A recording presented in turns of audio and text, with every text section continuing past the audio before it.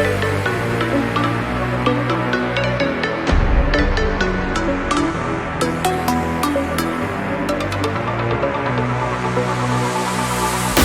everyone and welcome back to the Property Frontline. My name's Debra and I'm the founder of the Property Frontline, and today we have a special episode of Market Watch. So we have our usual guest, Scott Hochgesang. Hi Scott. Hello everyone. Hi Debra. So Scott specialises in the new property space, so he's useful. And we'll also be covering off the changes announced in the latest federal government budget. So not many of us have had much sleep over the last, 36 hours. And so we have a very special guest to cover off the budget aspects, Brandon Perry from BJ Perry Accountants. Hi, Brandon.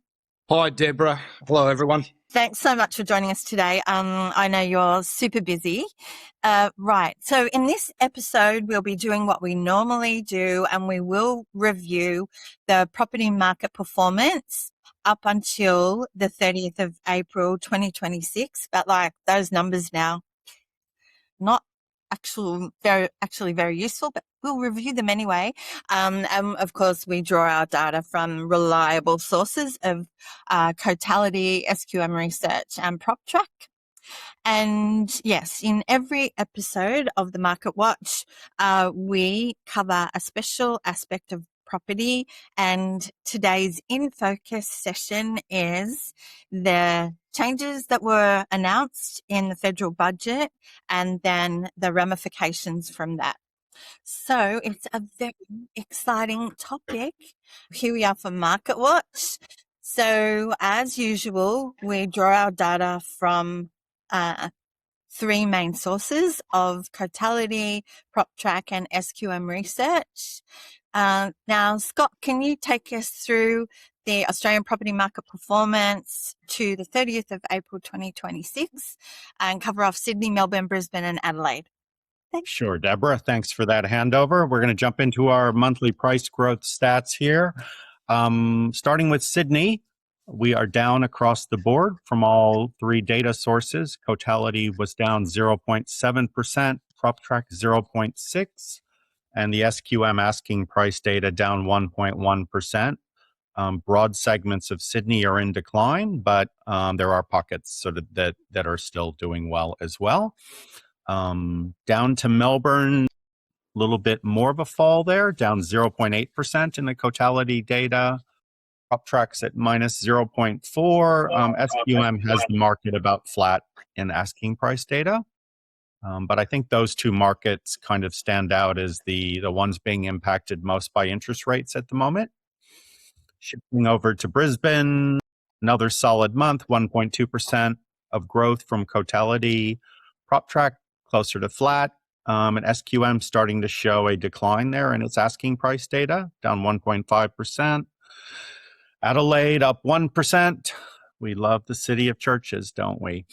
PropTrack flat in Adelaide, and SQM pretty strong number there, 1.6%. Adelaide seems to sort of still be chugging along. Shift backing over to Debra, who's going to take us through Perth and some of our smaller regional capitals. So let's look at Perth.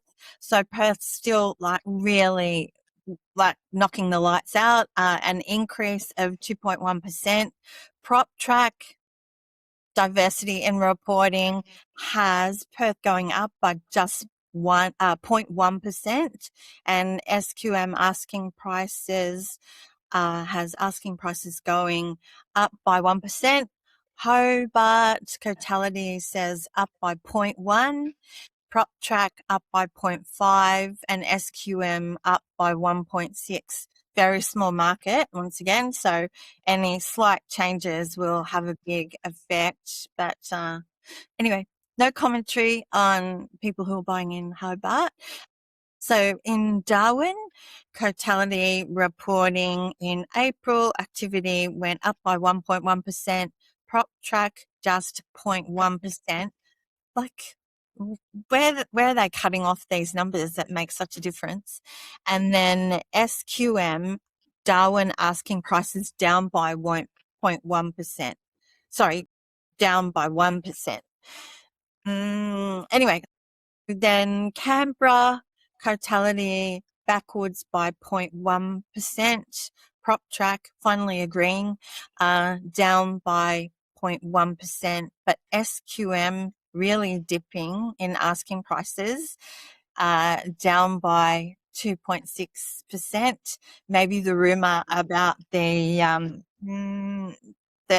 staffing levels, the sackings, is having ramifications. We don't necessarily talk about the national numbers because they're too high level, but let's get into it. Right. So looking at the house price changes from a graph perspective rather than just the numbers. So we can see here Perth just really continuing to power on, while so I believe that one's Darwin. So Darwin's starting to dip, and Brisbane, really starting, like, continuing on an upward trend. Adelaide, puttering along. Hobart, sort of still at the lower end of the top 8, but like on a bit of an upward trend. Then Canberra downturn, Sydney really down, and Melbourne. Anything else you need to comment about that, Scott? Just big picture here, these are 12-month growth rates in these cities, and what we're looking for is the rate of growth increasing or decreasing. So, even though that curve is going down, those markets are still growing. They're just growing at a slower rate. That's correct. Okay, Scott, can you take us through the change in rents? Sure. We are still seeing very high rental growth in many capital city markets, and that's being driven by this very low vacancy rate out there that this country has of around 1.6%. It's a very tight market in Darwin. Rents continue to surge up there, up 8.8%. Wow. And Hobart's actually seeing the similar situation when it comes to rents. Perth and Brisbane still strong rental growth, which is on top of very high numbers there. So that is really starting to push the envelope on affordability. And Sydney house rents are up 6% there. The other cities are growing at lower rates. Shifting over to units, strong growth in unit rents as well. A surge in Darwin, Perth and Brisbane strong, Sydney strong. There's not a lot of great news here for renters around the country, honestly. We continue to see very tight markets, limited new supply coming on the market, and rents going up. Yeah. Yep. Except, starting to really taper in Canberra and Adelaide. Down in Canberra, we're below inflation, but yeah. Okay. Alrighty, so on to our market factors section. So what news or events impacted the market in the last 4 weeks, and what will impact the market going forward? So first of all, we're still dealing with this Middle East conflict, which surprisingly has been knocked off the front page, mainly because I think people have started to adapt to it. The RBA announcement, so they did increase the interest rate. That was only last week, but no one's talking about that now. Once again, the market expected that. It would have been more of a news story if it hadn't changed. And of course, in the last 4 weeks, the Victorian state budget was handed down. They're in extreme pain, in a lot of debt, but still giving handouts to the people in that state, and gearing up for an election in November. Hey, Debra, on interest rates, just a note there. 17% chance of an interest rate hike coming up at that next RBA meeting. So we'll be watching that in June. I know nobody's talking about interest rates, but they will if we get another rate hike. And this market is still pricing in 2 rate hikes through the end of the year. So You know, Did, we don't know did you what's say? Did you say 70 or two 17? interest rate hikes through the end of the year are still priced in by the futures markets. So I know people are really feeling this current cash rate and their mortgage rate, and we're going to have to plan for some more coming, very likely before this is over. Inflation, if you saw what was in the budget, is projected to grow, over 5% in the short term, and that's what the RBA is going to be looking at. Yeah. Yeah. Interesting. Okay, so in the last couple of weeks leading up to the federal budget, there was so much speculation and so many rumours. It was exhausting trying to keep up with it. So it was a relief to actually hear the budget come down on Tuesday night, and that's what we're going to talk about now. So our In Focus segment for Market Watch this episode is the federal budget update. We will be covering off strategies, our opinions and suggestions, but we want to say up front that the information discussed is general in nature and not financial or personal advice. And we do recommend that you seek independent advice from a qualified professional before making any changes. But let's just put it out there. What the government has actually done is really flipped the landscape on a scale we have never seen before. So we need to cover that off. So Brandon, can you take us through just the key changes that will impact property owners and buyers? Okay, Deborah. So there's three main areas there that are being affected. The first one being the capital gains tax discount. So the government has said that they are getting rid of that 50% discount that everyone's had since 1999, and it's going to go back to, they're going to replace it with the old indexation, which they applied to capital gains. And this is going to apply from 1 July 2027. So if anyone wants to dispose of their assets between now and then, they'll still receive the 50% discount. Mm-hmm. The next one is negative gearing. So the government wants to restrict that to new builds from 1 July 2027. Now, that's so that what that means is only new properties. They're the only properties you can apply negative gearing to under the old rules. Any existing properties that are purchased from 1 July 2027, negative gearing will no longer apply. However, the losses will be carried forward to offset against any future rental income. And then the third one is trusts. So it's been proposed to apply a 30% tax to all trust distributions, and that's taxed in the hands of the trustee rather than the beneficiary. What would happen is that the trust itself would pay tax on its income, 30%, and then the beneficiaries would receive a credit for that tax that's been paid by the trustee. And we'll get into the detail as we go through, but it really it's very complex now, very nuanced. So people really do need to get into their own personal detail and speak with someone like you, don't they? Yes. Yeah.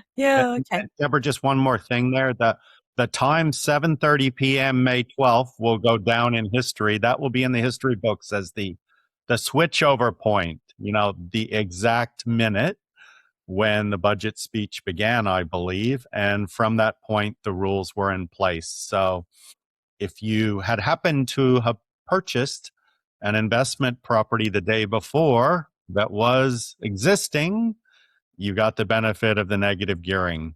And I do know a few people that took that chance, kind of going into the budget with all the media speculation on what was coming down the pipeline. Yeah. Yeah. Good for them. Okay, so that's the main changes, but all of those changes have different implications for different groups. And while the media, of course, is focusing on the negative, quite frankly, there's a lot of upside. You just need to be more strategic, and we all need to learn to apply what is best for us as individuals. So very quickly, Scott, will you cover off what's happening for investors, property investors? Sure. The very big picture here for investors, if you owned properties prior to that budget date, there really are no major changes. You know, you're going to be grandfathered in. You can continue to use negative gearing if you were using it. You are going to have to move to the CGT indexation scheme for, you know, your future gains, but sort of it could have been a lot worse, as some of us are just shaking our heads thinking, wow, you know, there were other things that had been contemplated that could have been much more painful for existing investors. For instance, they might not have grandfathered some of this stuff in. Yeah. Maybe a sigh of relief there for that crowd. Sigh. So Debra, back to kind of home buyers, you know, how does this impact them, people wanting to buy their homes, and especially that first home buyer segment the media loves to talk about? Yeah, that's right. So first home buyers, which we would normally estimate there's between 100,000 and 120,000 of them each year. So the current grants and exemption packages haven't changed, but there will be more competition to access assistance. So just plan ahead.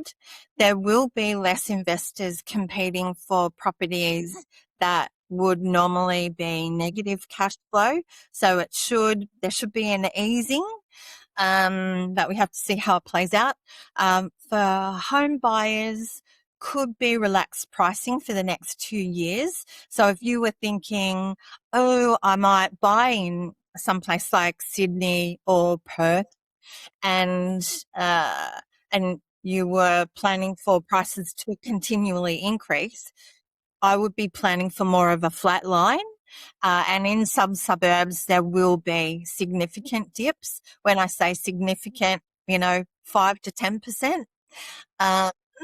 There's a lot of pent-up demand for the sub 1 million markets in the capital cities and now in the regions.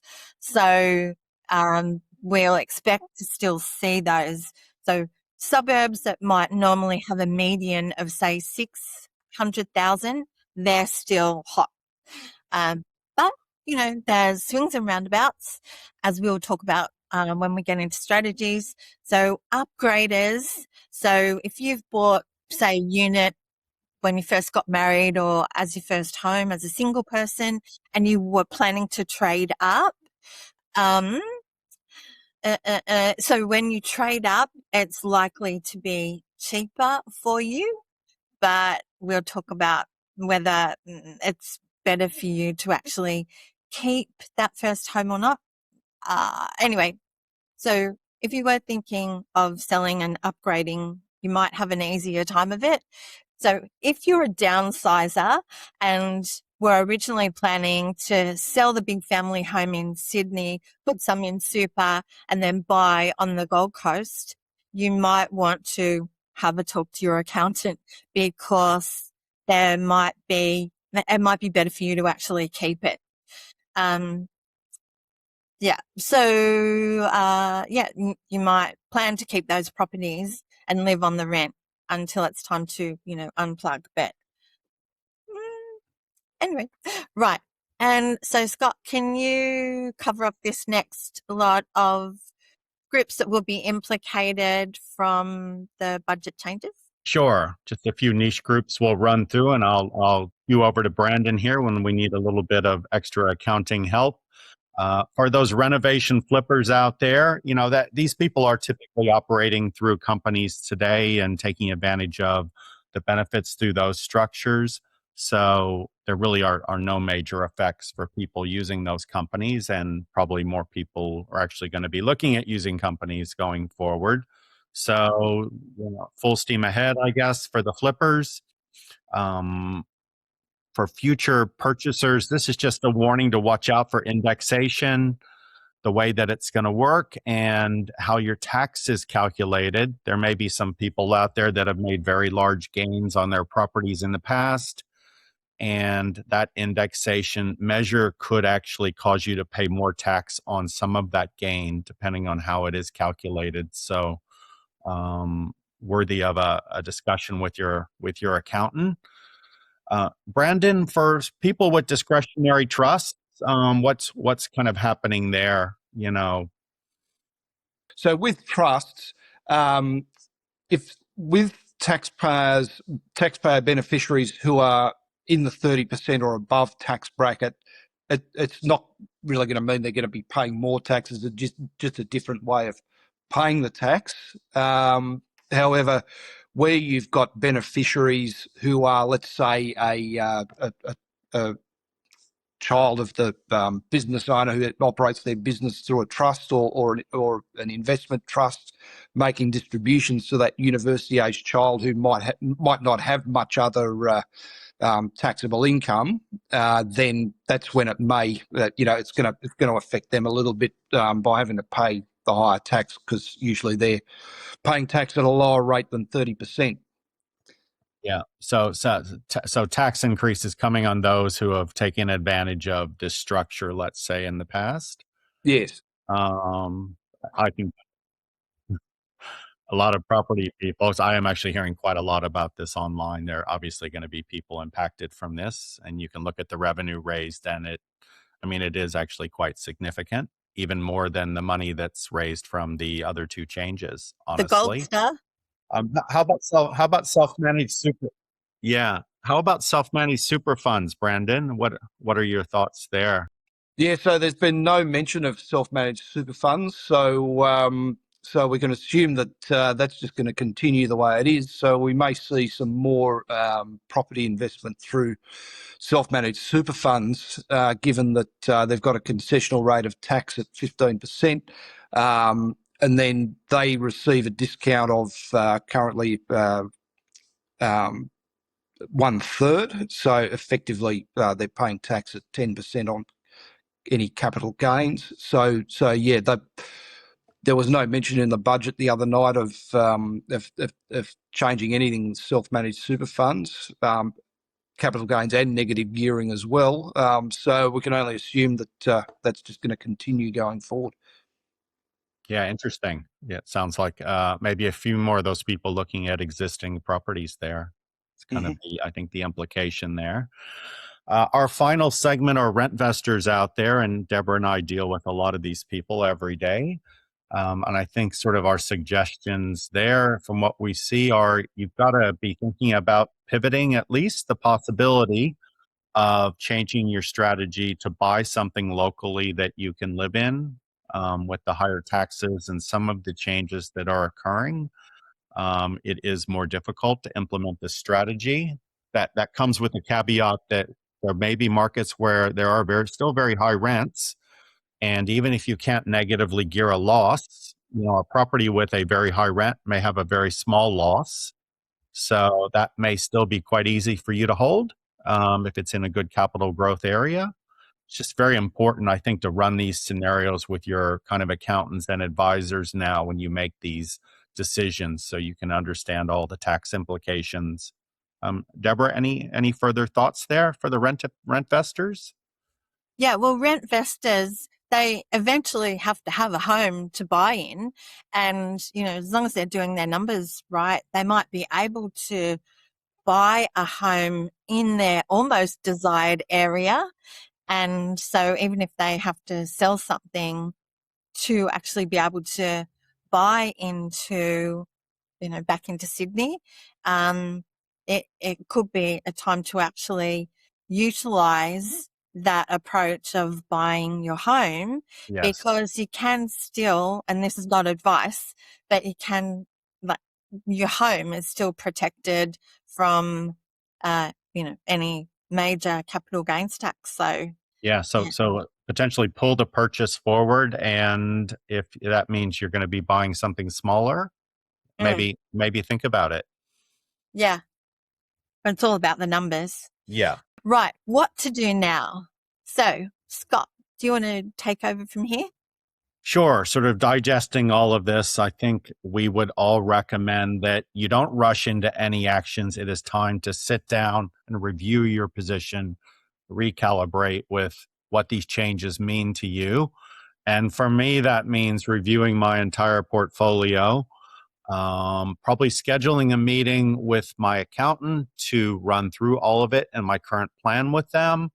One of the things to be thinking about are, do these tax changes cause or lead you to want to sell something sooner? There are certain time frames coming up where you're either grandfathered in or something starts, especially those pre-1985 CGT people potentially. So I would say one, start with that, kind of a good meeting with your advisor. Brandon, I think you'll be expecting to hear from quite a lot of people over the next 30 to 60 days. It's already started, Scott. The phone will be ringing, so that's good. So don't wait too long to get in touch with that accountant. What's our next point is, what are your options to plan for your retirement now, under these rules? And I think the big picture here on property is that good, well-bought property is going to continue to grow well and create wealth, even if they change some of the tax rules on how we hold it or how they tax us on it when we sell it. So, in the existing property space, there's nothing here that says you should never buy another existing property for investment. The good stuff's going to continue to do well. Over to our space, which is a new property space, we're getting a bit of a turbocharge, honestly. Yeah. And I did see this coming. For kind of many who have reached out to us over the past month, I just figured most people are going to want to see what is in this budget and then decide on how they might change their strategies. So we're going to see a lot more demand for new builds because you can negatively gear them. So they're going to be easier to hold. But the caveat here is going to be you need to buy these in good growth areas where you can actually sell them to owner occupiers down the road. Very So important. a lot of junk out there being sold in this new property space. And if only an investor wants to buy that for you down the road, when you go to collect your capital gain, you're going to be selling to somebody who can't negatively gear it and is going to pay you less for it. So it's very important to do a lot of research in this new property space.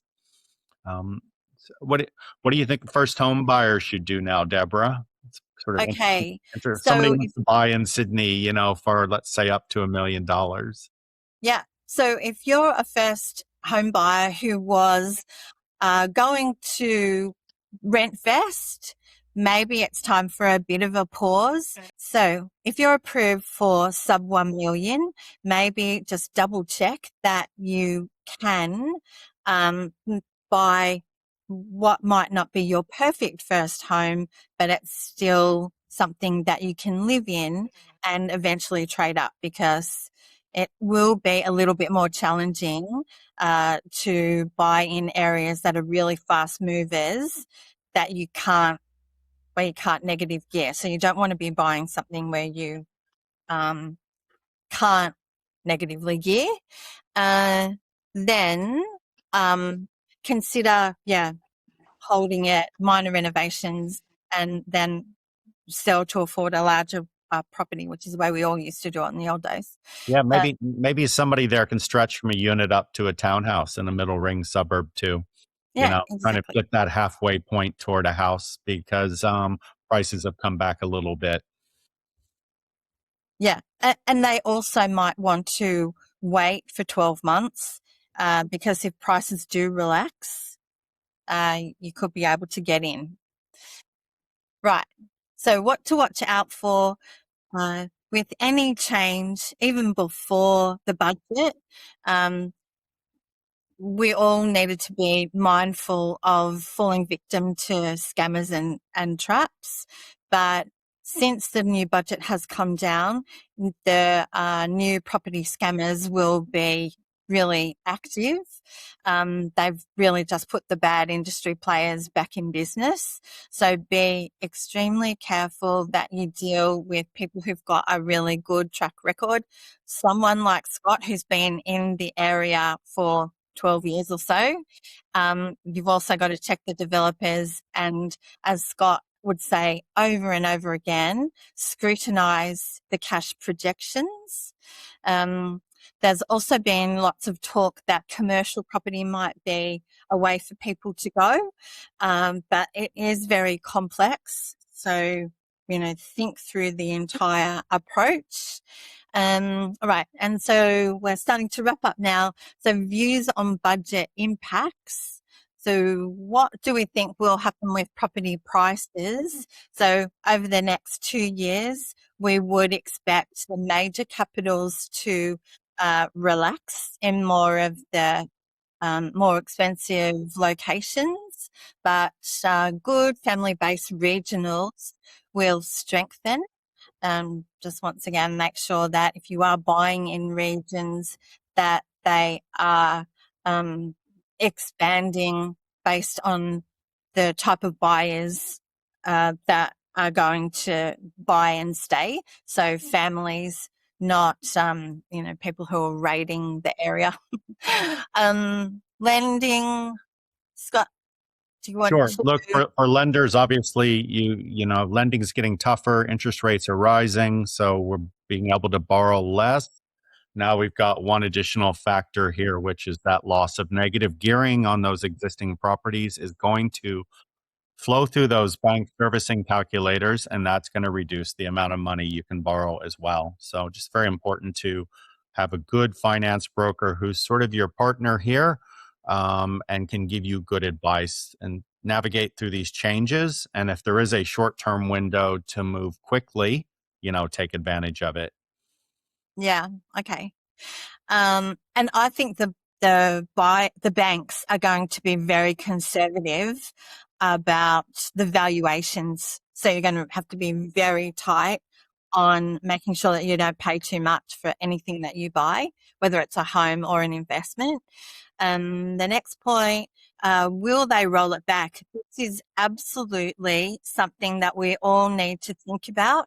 So we need to move forward in the current rules, but keep in mind that this can be rolled back, which means the government can not move forward with the actual changes or do what they did in 1985 when they took away some of the tax treatments, and then in 1987 the government had to reinstate it because of the state of the market.